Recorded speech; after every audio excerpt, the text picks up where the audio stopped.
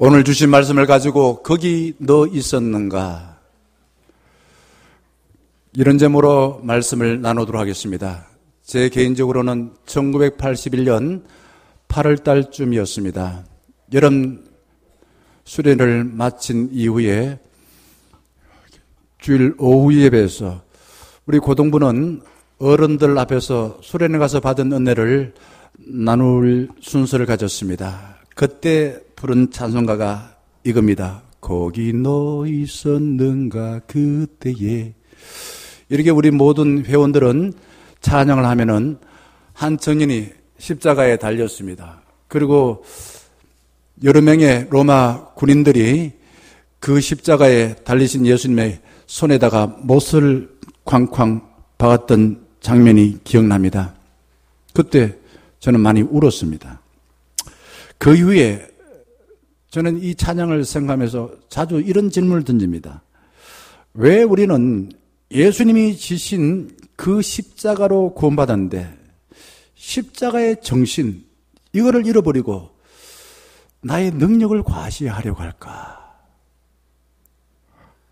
그런 생각을 많이 해봤어요. 그러면서 요한복음 12장 24절 말씀을 저는 또 믿으면서 이 말씀을 자주 묵상합니다.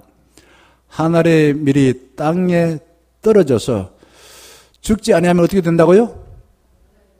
그대로 있는다 이거죠. 그 다음에 말씀이 이렇게 말합니다. 죽으면 많은 열매를 맺느니라. 죽으면 많은 열매를 맺느니라.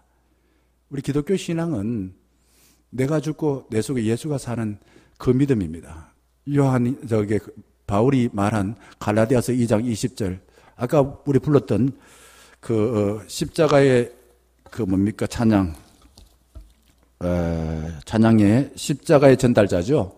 십자가의 전달자 찬양을 제가 이렇게 가사를 보니까 사도 바울이 로마서를 통해서 십자가를 얼마나 잘 표현하고 있는가 하는 생각을 해봤습니다.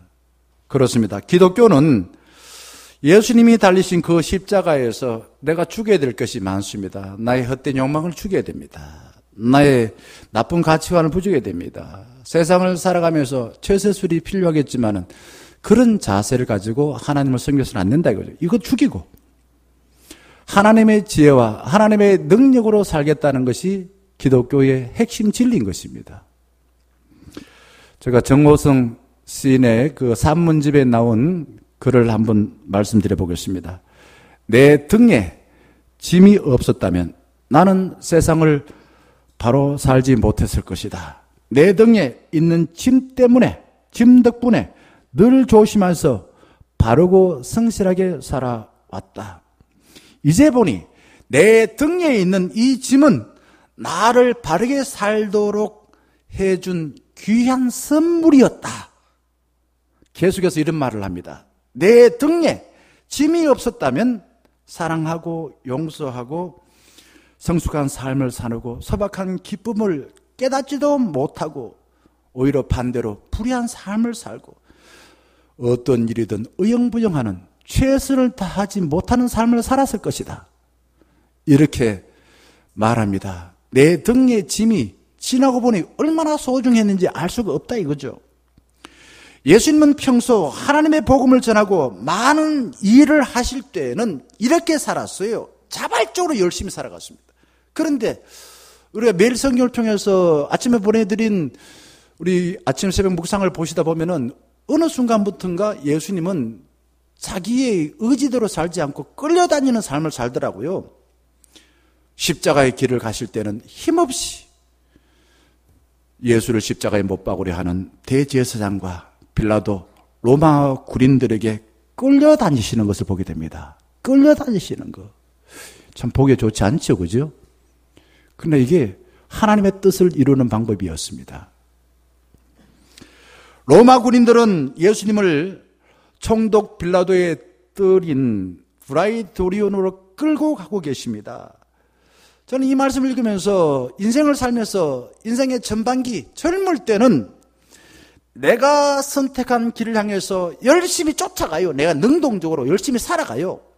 그런데 나이가 들면 들수록 내가 하고 싶은 대로 사는 게 아닌 것 같아요.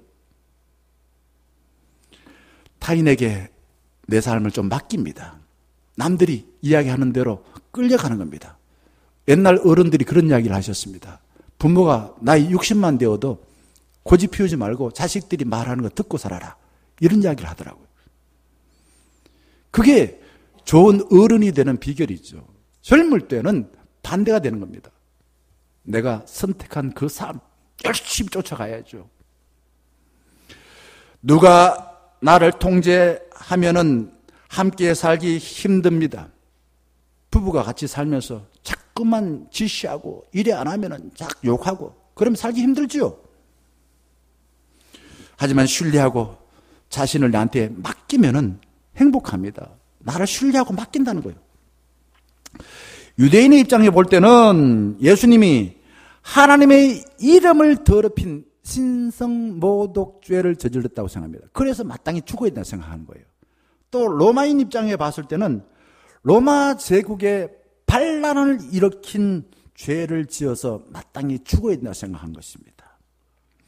이 군인들은 예수님을 조롱하려고 그 총독 빌라도의 뜰에 로마 군인 예루살렘에 당시 한 500명에서 600명 정도 주둔해 있었대요. 그들 다 모아놨습니다.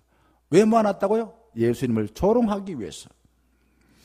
예수님에게 모욕감을 주고 조롱하려고 왕으로 분장시켰습니다. 오늘 주신 말씀을 보게 되면은 다 그게 내용이 그거예요.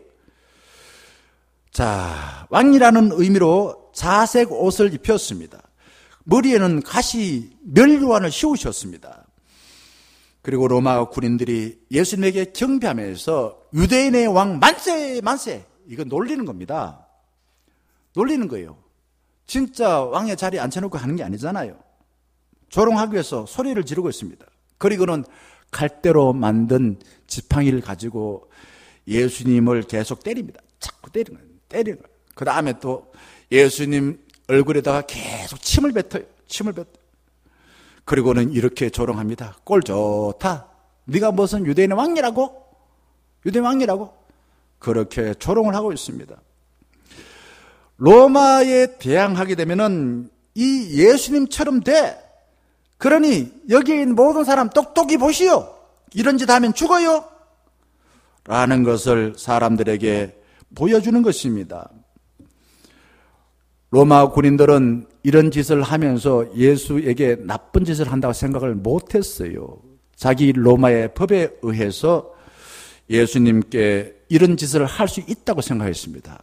그런데 과연 로마 군인들이 한 짓이지만은 그거는 이미 예수님께서 마가복음 8장 32절 보게 되면은 미리 얘기를 한 내용입니다. 한번 볼까요? 인자가 많은 고난을 받고 장로들과 대제사장들과 서기관들에게 버림받아 죽임을 당하고 사흘 만에 살아나야 할 것을 비로소 그들에게 가르치시되 이렇게 말합니다. 예수님이 다 예견하신 거예요. 그거를 어찌 보면은 로마 군인들이 그냥 그렇게 연극하는 배우처럼 그렇게 흉내를 낸 것입니다. 예수님은 하나님의 뜻을 이루려면은 악한 세상에서 조롱받고 모욕받고 수치를 받는다는 걸 알고서도 스스로 그 길을 선택하여 가신 것입니다. 여기에서 우리가 생각하지 못한 하나님의 뜻에 대한 어려움이 있습니다. 그 길 안 가도 되잖아요. 힘이 있잖아요. 알았다면은 얼마든지 그거 피할 수 있는데 아니다 이거죠.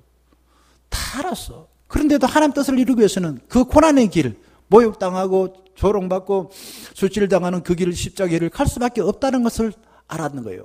오늘 아침에 사역자 훈련하면서도 내 원대로 마옵시고 아버지 원대로 하여 주시옵소서. 겟세마네 동산에서 기도한 이유가 거기에 있습니다. 사람은 다 자기 원한 대로 살고 싶어요. 그런데 예수님은 자기 원한 대로가 아니라 하나님 아버지의 뜻에 따라서 내가 원하지 않아도 따르겠습니다. 순종하겠습니다. 그 길이 십자가 길. 그래서 그것이 사람들이 조롱하고 모욕하고 수치를 줘도 가겠습니다. 이겁니다. 이걸 보게 되면서 우리는 하나님의 뜻을 이루려면은 반드시 예수님처럼 조롱받고 모욕당하고 수치를 당하구나 라는 걸 깨달아야 됩니다. 예수님과 반대로 내가 성공하려고 다른 사람에게 조롱을 주고 다른 사람 모욕하고 다른 사람 수치를 주면은 좋은 것 같지요? 내가 왕이 된 것 같아서. 그런데 그런 삶은요 징글징글합니다. 그런 지도자라면은 얼마 가지 못해서 내려와야 됩니다. 주님의 일에 동참할 때 반드시 조롱받고 모욕당하고 수치를 당하여서 다시 부활하듯이 우리의 삶이 잘 되어지는 거예요. 그게 부흥하는 비결인 것입니다. 우리 생각은 완전히 다르지 않습니까? 예수님이 사셨던 그 모습을 통해서 우리가 부흥하는 비결은 거기에 있는 거예요. 사도 바울은 로마서 7장 19절에서 솔직하게 고백합니다. 내가 원하는 바 선은 행한다 안 행한다? 행하지 아니하고 도리어 원하지 아니하는 바 악을 행한도다. 이게 인간이라 이거죠. 자기가 그랬다는 겁니다. 바울은 십자가를 통해서 나는 평소에 내가 생각하는 좋은 일을 다 행하며 사는 줄 알았는데 아니구나. 십자가가 내 마음에 비치니까 내가 원하는 바, 내가 하고 싶은 선을 행하지 아니하고 도리어 악한 짓을 하며 살았구나. 원하는 일을 하고 살기보다도 원치 않는 일을 할 때 많은 죄인이다 라는 걸 깨달았다고. 어디서요? 십자가를 통해서. 순수하게 우리는 태어나요. 사람은 다 태어날 때 존 로그는 백지와 같다 이렇게 말합니다. 그런데 한 3세 4세 되어지면은 부모를 통해서 세상을 통해서 우리는 많은 것을 영향받습니다. 가치관도 받고요, 이념도 받고요, 종교적인 거 받고요, 뭐 그냥 어떻게 살아라 계속 이야기합니다. 이게 이제 결국 인간이 살면서 나도 모르게 나쁜 것이 많이 주입됐다 이거죠. 사도 바울은 이런 인간의 실상을 알고서 7장 24절에 이렇게 말하고 있습니다. 오호라 나는 공고한 사람이로다. 이 사망의 몸에서 누가 나를 건져내라. 나는 죄인이다. 하나님이 기뻐하신 대로 살지 않고 주님의 뜻에 순종하지 아니하고 결국은 내가 하고 싶은 대로 다른 사람이 강요하여서 만들어진 내 삶의 방식 그것 따라 살다 보니까 나는 하나님의 뜻을 어긋나며 살았구나. 이게 사도 바울이 살았던 삶이에요. 나중에 말씀드리겠습니다만은 사도 바울은 자기가 어떤 일이 합니까? 예수 믿는 사람은 잡아가둬요. 그 일 하면서 사람이 인정받고 막 칭찬드리고 얼마나 좋았습니까? 자기가 원하는 사람은 그런 삶이었어요. 그런데 부활의 예수님을 통해서 사울아 사울아 이런 소리를 듣습니다. 어찌하여 너가 나를 비판하느냐? 전혀 생각하지 못한 주님의 음성을 듣습니다. 거기에 꼬꾸라지지 않습니까? 이게 인간이 갖고 있는 참 알기 어려운 인간의 실상이라 이거죠. 죄인으로서 탄식하고 주님께 큰 은혜를 받아야 인간의 악한 모습이 덮여져서 우리가 하나님이 만드신 형상대로 회복되어지는 것입니다. 예수님은 잘못이 없는데 하나님 뜻을 모르는 악한 이들이 예수님에 계속 조롱하고 모욕하고 수치를 줍니다. 십자가 아래에서 죄의 실상을 인정하고 하나님의 은혜를 입을 때 우리의 죄가 벗겨지고 하나님이 만드신 모습으로 회복되어지는 것입니다. 바울은 그래서 이렇게 또 말해요. 로마서 6장 6절과 8절에 십자가에서 죄는 죽고 예수님으로 인해 영원히 살고 싶습니다 라는 말로 6절과 8절에 말합니다. 이 말이 비슷비슷한 말이 있고 아주 전치사가 많이 들어셔서 조금은 헷갈립니다만 한번 같이 읽어보겠습니다. 시작. 우리가 알거니와 우리 옛사람이 예수와 함께 십자가에 못 박히신 것을 죄의 몸이 죽어 다시는 우리가 죄에게 종노릇하지 아니하려 함이니 만일 우리가 그리스도와 함께 죽었으면 또한 그와 함께 살 줄을 믿노니 아멘.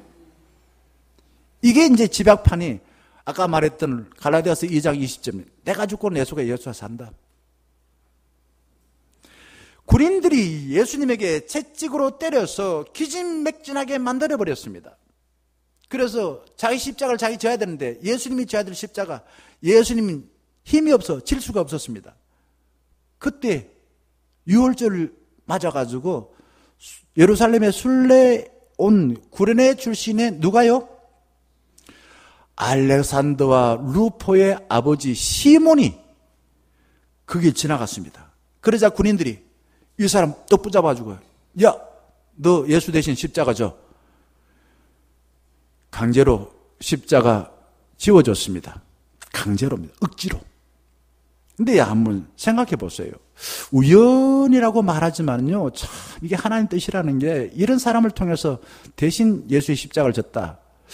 시몬이라는 사람은 출신이 구레네입니다. 구레네가 어디냐 하면요, 북유럽입니다. 유럽, 이방인 지역이에요. 그런데 시몬은 이게 헬라식 이름입니다. 유대인이라 이거죠. 유대인이 디아스포라, 흩어져서 아프리카 살고 있다가 유월절을 맞이해서 예루살렘에 왔는데 그 예수님이 십자가를 못 지니까, 힘없어 못 지니까 대신 십자가를 졌더라 라는 겁니다. 뜻밖의 이방인 지역에 살던 시몬이 예수의 십자가를 대신 지었습니다. 재수 없어가지고 억지로 예수의 십자가를 대신 진 겁니다. 그런데 한번 보세요. 그 누가 예수님 십자가를 졌습니까? 예수님 십자가를 대신 진 사람 아무도 없어요. 누구밖에 없다고요? 시몬밖에 없어요. 시몬밖에 없습니다. 예수님이 사랑하던 베드로 정말 목숨을 걸고 내가 예수 부인하면 손에 뭐 장을 찢는다 이런 이야기 했는데 뭐 다 구울기 전에 세 번 부인하고 도망쳐버렸어. 가룟 요단은 그냥 예수님을 은삼시 팔아넘겨버렸어. 제자들 다 도망쳐버렸어요. 그런데 느닷없이 아주 엉뚱하게 억지로 십자가를 졌는데 그 사람 보니까 유대인일 뿐이고 이방지에 살았던 시몬입니다.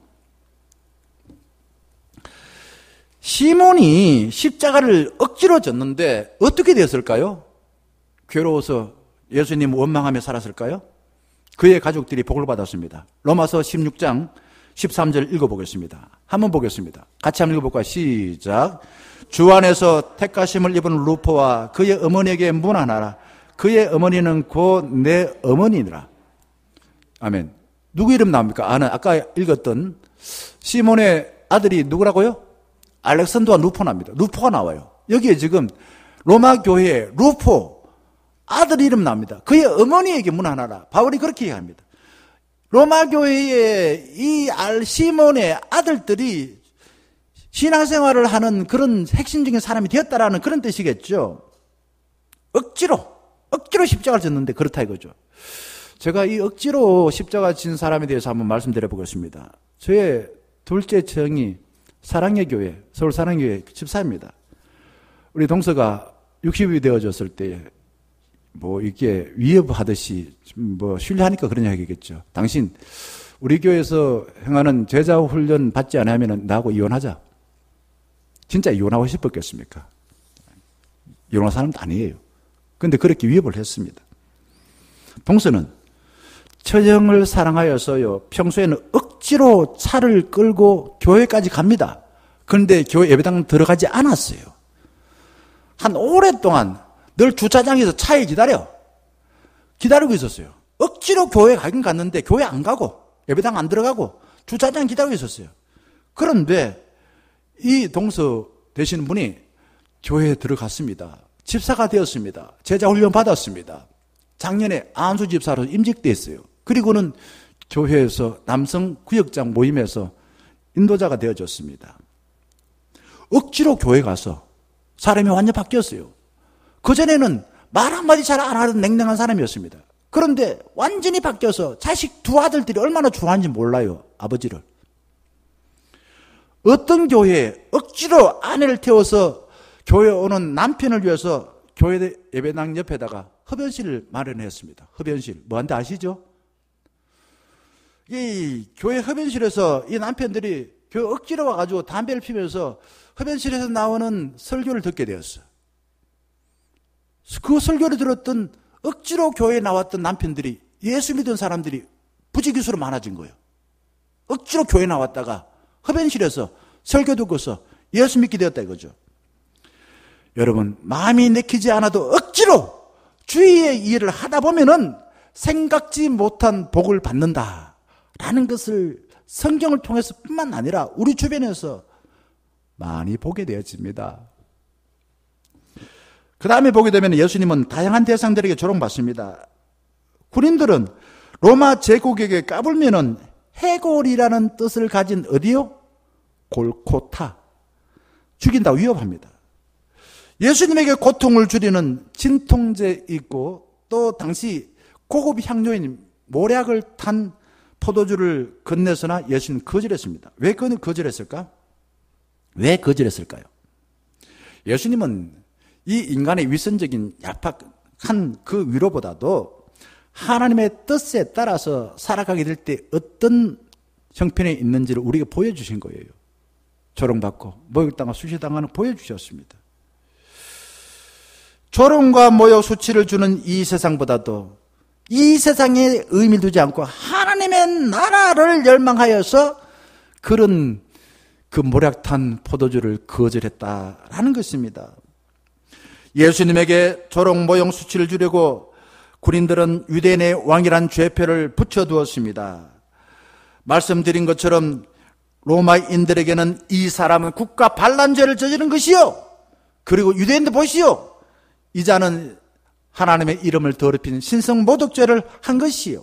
그러니 십자가 위에 진 것은 그런 죄 때문에 로마에 까불면 이렇게 죽으니까 까불지 마시오. 한마디로 공포 정치를 하게 한 것입니다. 자, 군인들은 이 시편 23편 13절 종의 노래입니다. 다윗의 시인데요. 여기에 예견된 대로 주사위를 던지면서 예수님의 옷을 나눠 갔습니다. 여기 보면 이렇게 내 겉옷을 나누며 속옷을 제비 뽑나이다. 오늘 우리 읽었던 로마서 15장에 그렇게 나오지 않습니까? 그리고요, 그 다음 보게 되면 시간이 이렇게 아침부터 9시, 12시, 3시 이렇게 나와 있어요. 아침에는 예수님이 판결받아요. 3시간 뒤에 예수님이 십자가에 못 박혀요. 그리고 12시에는 온 땅이 캄캄해집니다. 그 다음 오후 3시에는 예수님 운명합니다. 무슨 뭘 말하고 있냐? 결국 모든 일은 하나님께서 죽고 나신 그 시간에 맞춰서 이루어지더라 라는 것을 보여주고 있는 것입니다. 자, 그리고 이제 이 군인들이 예수님 십자가 못 박았는데 그 유대인의 왕이라는 죄표를 새겨둔 좌우에는 누가 달렸습니까? 두 강도입니다. 이게 이제 똑같다 이거죠. 예수가 오래 봤을 때는 주님 그러지만은 그 당시 사람들은 저 죄수와 똑같은 거야. 이렇게 이제 사람들에게 이제 보여주는 겁니다. 지나가던 행인들은 29절 보게 되면은 이렇게 말해요. 한번 봅시다. 29절. 머리를 흔든대요. 그리고 혀를 차면서 예수 조롱합니다. 여기서 머리를 흔들고 예수를 모욕하다. 머리를 흔든다는 것은요, 우리가 말하지 않지만은 되게 기분 나빠요. 이게 머뭇합니다. 이게 머리를 흔든다는 거는. 이렇게 머리를 흔들고, 아이고, 저 나이에, 보니까 옛날에 좀 나름대로 능력도 있어 보이고 좋은 일도 한 것 같은데, 저렇게 십자가 죽었다. 지나가던 행인들이 그렇게 얘기한다는 거죠. 예수님을 무시하고 조롱하는 겁니다. 그리고 말로서 이렇게 말합니다. 아하! 성전을 헐고 사흘 만에 짓는 자요. 자, 예수님께서 예언하신 대로 예루살렘 성전이 기원 후 70년대에 무너졌습니다. 아하! 성전을 헐고 사흘 만에 짓는 자요. 지나가던 사람은 예수님이 한 말을 두고서 그렇게 조롱했습니다. 그러나 그 말이 있고 난 뒤에 기원 후 70년대에 진짜 무너졌다 이거죠. 그리고 어떻게 되었습니까? 새로운 기독교가 시작되었어요. 유대교는 끝났고 예수 십자가에 못 박았던 그 종교는 끝났고 그 종교 세력은 더 이상 가치가 없고 이제 예수 그리스도가 교회의 머리가 되어서 새로운 기독교가 시작된 것입니다. 자, 이렇게 조롱한 말은요, 사실은 예수님이 이미 광야에서 40일 동안 금식한 뒤에 사단에게 시험 받은 말과 똑같습니다. 너가 너를 구원하여 십자가에 내려오라 이거죠. 남은 구원한다고 말해놓고 너는 왜 구원하지 못하냐, 이런 식의 조롱을 하는 것입니다. 참 이런 이야기를 목회하면서 들은 사람이 있습니다. 사랑의 교회 원로 목사님이셨던 오카넌 목사님이 일찍 돌아가셨어요. 저는 그 목사님 좋아합니다. 참 교회를 너무너무 사랑해요. 그리고 설교도 훌륭합니다. 정말 그분은 교회를 너무너무 사랑해서. 그런데 입관 예배를 하는데 관을 닫으려 하니까 아들 둘이가 안 됩니다. 잠시 스탑. 우리 가족 사진 찍어야 됩니다. 그러면서 아버지 입관하기 위해서 다 화장하려고 옷을 입히고서 관을 닫으려 하는데 아들들이 관 옆에 섭니다. 마지막 가족 사진을 찍었습니다. 왜 그랬을까요? 목회하느라고 가족을 잘 못 돌본 거예요. 그러다 보니까 교회를 사랑하는 건 맞았는데 막상 자기 가족들을 사랑하지 못한 거예요. 유대인들은 고난당하지 않는 메시아, 즉 능력 종교를 믿었습니다. 하나님을 믿기는 믿었는데 어떤 하나님? 능력의 하나님이라 이거죠. 좋은 의미 같지요? 아니에요. 자기가 원하는 걸 다 이루어져야 될 하나님이에요. 자기 나라를 로마 제국으로부터 구원해 줄 강한 메시아, 총칼을 든 메시아, 요즘 말하면 핵무기를 가진 메시아, 그런 메시아를 원했는데 예수님은 반대였습니다. 사랑의 종로를 하였습니다. 섬김을 받으러 온 것이 아니라 섬기러 왔습니다. 죄인들과 세리들의 친구가 되어서 먹고 마시기를 좋아했다고 욕을 먹었습니다. 그들은 예수님 마침에 헐크와 같은 그런 모습을 하길 바랬어요. 십자가에 못 박혔어. 그런데 헐크가 어떤 모습입니까? 두두두두 힘을 쓴대.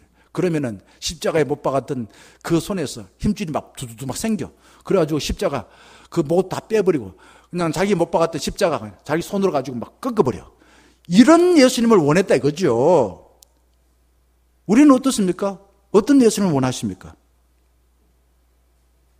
예수님은 유대인의 바람대로 군대로 총칼로 로마를 정복하지 아니하시고 사랑으로 세상을 정복했습니다. 우리가 생각하는 대로 했다면 예수님은 잠깐 호의의식하고 아마 뭐 좋은 왕이라고 이야기 들을 수도 있었겠죠. 그러나 일부분의 한 나라의 왕이었어요. 예수님은 총칼이 아니라 사랑으로서 세상을 정복하는 왕이 되셨다. 사랑이 왕이 되셨다라는 것입니다. 사랑은 강합니다. 그러나 사랑보다 더 강하고 지닌 것은 사랑이 부패한 애정인 것입니다. 사랑으로 한몸 되어 행복하게 살던 부부가 이혼하면은 세상에서 가장 나쁜 관계가 됩니다. 남과 북. 우리는 원래 한민족이었어요. 전쟁하기 전에는 1950년 이전에는 세상에 가장 가까운 형제 자매였습니다. 6.25 전쟁을 이루고 난 뒤에는 세상에 가장 나쁜 사람은 북은 남쪽이고 남쪽은 북쪽이에요. 왜요? 사랑이 바뀌었어요. 애정의 관계 되었습니다. 사랑이 상하면은 가장 나쁜 원수로 돌변합니다. 근데 이걸 잘 이용하는 사람이 있어요. 가짜 지도자, 가짜 종교인, 가짜 정치인, 가짜 유튜브. 사람을요, 옳고 그런 걸 분별하지 않고 무조건 사람을 미워하도록 만들어버려요. 미워하도록 만든다. 뒤에서 궁시렁거려가지고 사람을 그냥 미워하도록 만들어버리고. 여러분, 그렇게 하면은 안 됩니다. 사람의 감정을 이용해서 나를 강하게 만들고 원수를 만드는 그런 대상을 조심해야 됩니다. 주의 일을 하다가 조롱, 모욕, 수치를 당하지만은 결국에는 유능한 사람이 됩니다. 제 고등학교 때부터 친구가 있습니다. 지금 어저께 아들 결혼한다고 집사람이 갔다 왔는데 교회 장로입니다. 여의도에서 회사 운영하는 사장입니다. 고등학교 때부터 나는 포항제일교회 회장이었고 걔는 포항 북부교회, 요즘 기쁨의 교회 회장이었어요. 학교에서도 같이 일하고 기독학생회 연합회도 같이 일했어요. 저하고는 뗄래야 수 없는 친구입니다. 걔가 그런 이야기예요. 김 목사, 나는 머리도 좋은 게 아니고 나는 그렇게 좋은 학교도 안 나왔어. 숭실대학 나왔어요. 근데 내가 이렇게 사장도를 할 수 있는 것은 교회에서 다 배웠어. 어릴 적 내가 회장하면서 그때 다 배웠어. 이런 이야기 하는 거예요. 부모들이 별로 안 좋았겠죠. 뭐 학교 다니면서 공부 안 하고 뭐 교회에서 일하고 그러더니. 그런데 지금은 누구보다도 유능한 사람이 되었어요. 예수님이 십자가에서 못 박힐 때 평소 따랐던 사람들 어디 있습니까? 다 내빼버렸습니다. 예수님 팔아 넘겨버렸습니다. 그래서 다 부자 되었습니까? 여인들은 멀리서 예수를 지켜봅니다. 그 당시 지도자 로마 군인들, 행인, 권력자들은 십자가에 달리신 예수님에게 조롱하고 모욕하고 수치를 줍니다. 예수님은 홀로 우리 죄를 대신하여 십자가에서 조롱받으시고 모욕당하시고 수치를 당했지만은 우리 예수님은 십자가에서 악한 자들을 이기고 승리하셨습니다. 생각해 봅니다. 내가 원한 대로 살면 잘 될까요? 내가 원치 않을 때 더 큰 복을 받을 수 있을까요? 요셉을 봅시다. 요셉은 자기 원치 않게도 형들이 미움받아 구덩이에 묻힐 뻔하고 애굽의 보디발의 집에 노예로 팔려가서 모함받고 감옥에 갇혔습니다. 하지만 하나님은 조롱받았던 그 요셉을 많은 사람의 생명을 살리는 애굽의 총리로 세우셨습니다.